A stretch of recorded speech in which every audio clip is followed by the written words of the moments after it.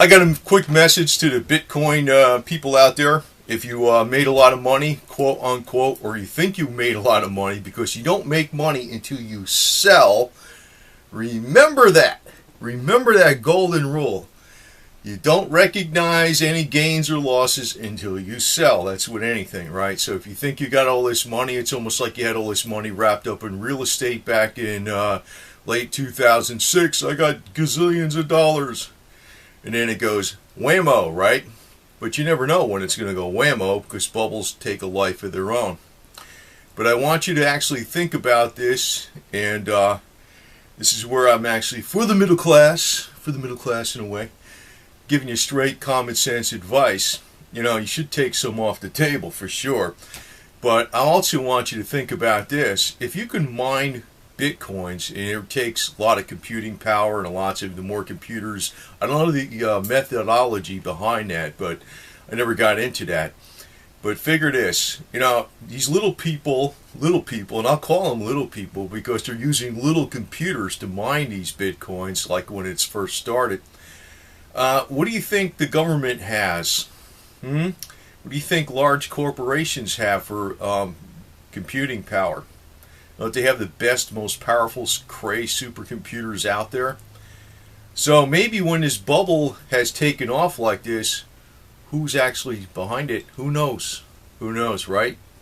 You think it's actually the market that's made the bubble like this?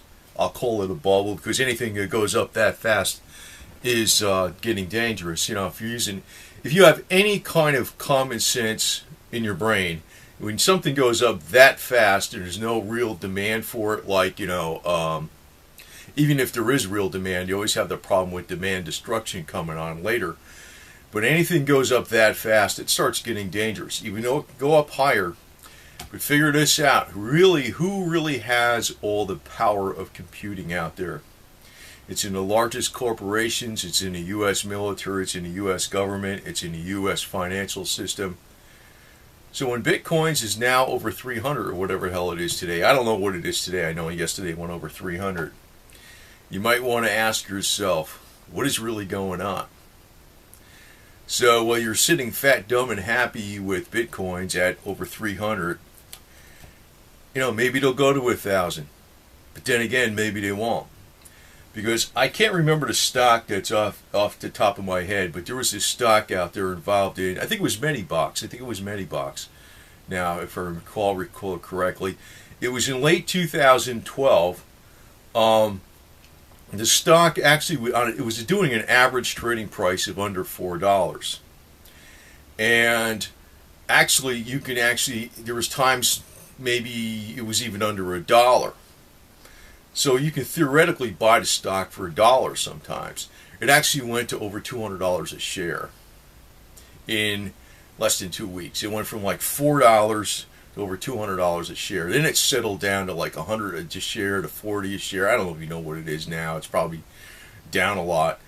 But that's what happened. Actually, that happened in 2 weeks flat, from 4 to 200, and actually about a month before that even explosive bubble, or spike, or whatever you want to call it. It was even you were able to even buy that stock for below $1.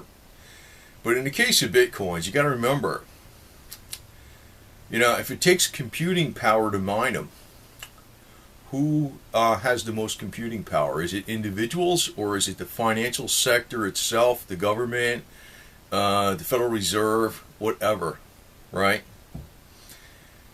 So let me tell you this, man. You know, that's how they snare people in. I got all this money. You don't have all this money unless you sell. Unless you sell. You know, that's the golden rule there, basically.